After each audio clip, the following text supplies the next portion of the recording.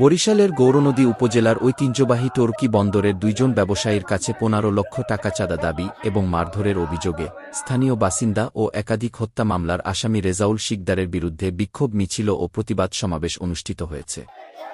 টর্কি বন্দর বণিক সমিতির আয়োজনে প্রতিবাদ কর্মসূচিতে বন্দরের ব্যবসায়ী ও স্থানীয় জনগণ অংশগ্রহণ করেন। বিক্ষুব্ধরা জানিয়েছেন, টর্কি বন্দরের ৩ ব্যবসায়ী শিশির রাহা ও নুরুল ইসলামের কাছে ১৫ লক্ষ টাকা চাঁদা দাবি করা হয়। চাঁদা দিতে অস্বীকৃতি জানালে গত ২ জুন দিবাগত রাত ৮টার দিকে স্থানীয় বাসিন্দা ও একাধিক হত্যা মামলার আসামি রেজাউল শিকদারের নেতৃত্বে তার সহযোগীরা দেশীয় অস্ত্র নিয়ে ওই ব্যবসায়ীদের উপর হামলা চালায়। এতে ২ ব্যবসায়ী আহত হন। ঘটনার দিন রাত ৮:১০ বাজে আরও ১৫ লক্ষ টাকা লাগবে দেওয়া। এইটা আমরা যদি অস্বীকৃতি জানানোর কারণে এটা বললে তার চাকু ছিল, কিন্তু আমরা দস্তাবেজের কারণে সেটা পুরোটা বের করতে পারে না।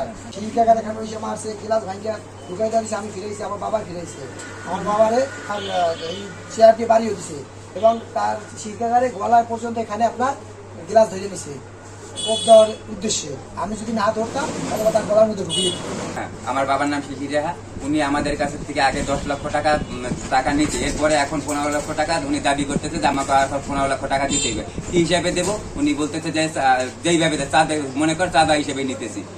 এ ঘটনার প্রতিবাদে আজ বৃহস্পতিবার সকাল ১০টার দিকে টর্কি বন্দর বণিক সমিতির কার্যালয় থেকে বিক্ষোভ মিছিল বের করা হয়। মিছিলটি বন্দর এলাকার গুরুত্বপূর্ণ সড়ক প্রদক্ষিণ শেষে ট্রাক স্ট্যান্ড এলাকায় গিয়ে প্রতিবাদ সমাবেশে মিলিত হয়। প্রতিবাদ সমাবেশে সভাপতিত্ব করেন টর্কি বন্দর বণিক সমিতির সভাপতি শরীফ সাহাবুব হাসান। আমরা প্রশাসনের কাছে দাবি রাখছি, এই সন্ত্রাসীর প্রতিবাদ আপনাদের মাধ্যমে গড়ে উঠুক।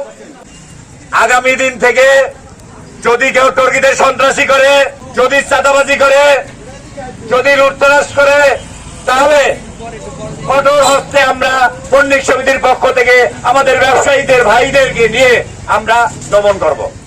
বক্তব্য রাখেন সমিতির সাধারণ সম্পাদক বদিউজ্জামান চঞ্চল মাঝি, কোষাধ্যক্ষ অলিউল ইসলাম সহ অন্যান্যরা। স্মার্ট সংবাদ নিউজ ডেস্ক। তার প্রতিবাদে এতদিন মানে খুব পালাইয়া ছিল, হঠাৎ গত পরশুদিন